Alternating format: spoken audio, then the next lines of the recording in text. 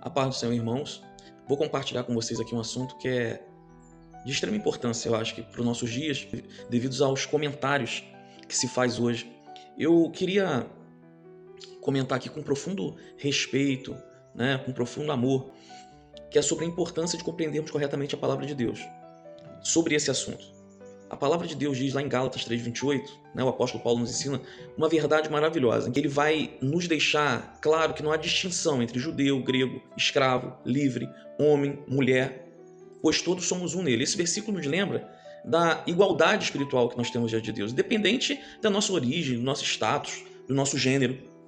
No entanto, é preciso, para não distorcer o significado desse texto, algumas interpretações modernas, sugerem que essa passagem permite que cada um defina a sua própria identidade, incluindo questões de gênero, de acordo com seus desejos pessoais. Embora respeitemos profundamente cada indivíduo, a sua jornada, a sua vida, a gente precisa entender que Gálatas 3:28 não anula as verdades estabelecidas por Deus na criação. A Bíblia, desde o princípio, nos mostra que Deus criou um homem e mulher. Com o quê? Com propósitos distintos e complementares. Você vai ver isso lá em Gênesis 27. Então, antes de continuar aqui, aproveita para curtir, para comentar, para compartilhar, para se inscrever ou seguir o canal. Faça isso agora, para um pouquinho e faça isso. Isso ajuda a gente também. Mas assim como no Jardim do Éden, onde a serpente distorceu as palavras de Deus para confundir Eva, hoje nós vemos tentativas de reinterpretar as escrituras de maneira a justificar escolhas que se afastam do plano original de Deus. Isso não significa que a gente deve julgar ou desrespeitar aqueles que pensam ou vivem de maneira diferente. Cada um faz o que quer. Pelo contrário, somos chamados a amar a todos, assim como Cristo também nos amou. Amém? Mas também somos chamados a permanecer firmes na palavra bíblica, que nos orienta a viver de acordo com os princípios estabelecidos por Deus, de acordo com a sua palavra. Portanto, irmãos, enquanto nós celebramos a unidade que temos em Cristo, que é o que o texto fala, nós não podemos ignorar as diferenças que ele mesmo criou. Respeitamos todas as pessoas, independente das suas escolhas de identidade, mas a gente mantém a nossa fé na Bíblia como a palavra inerrante e infalível de Deus.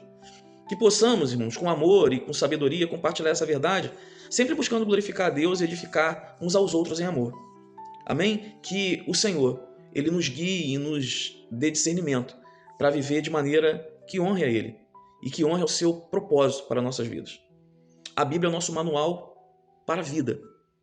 Esse texto de Gálatas 3:28 vai dizer que não há mais grego, judeu, homem, mulher, mas aqui não fala de que a homossexualidade está habilitada pela palavra de Deus por causa desse texto. Isso é um erro de interpretação bíblica, assim, raso demais.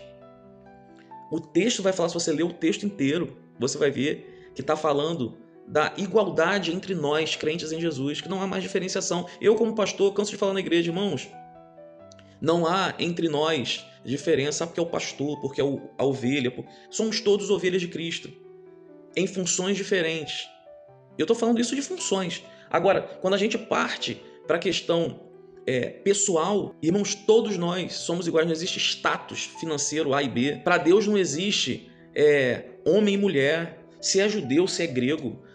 É isso que a Bíblia está querendo dizer, que somos todos iguais em Cristo. Cristo vem para equalizar isso, sabe? Para deixar todo mundo na mesma linha. Ele é o Todo-Poderoso, Ele é o Senhor de todas as coisas, Ele é o Senhor da igreja.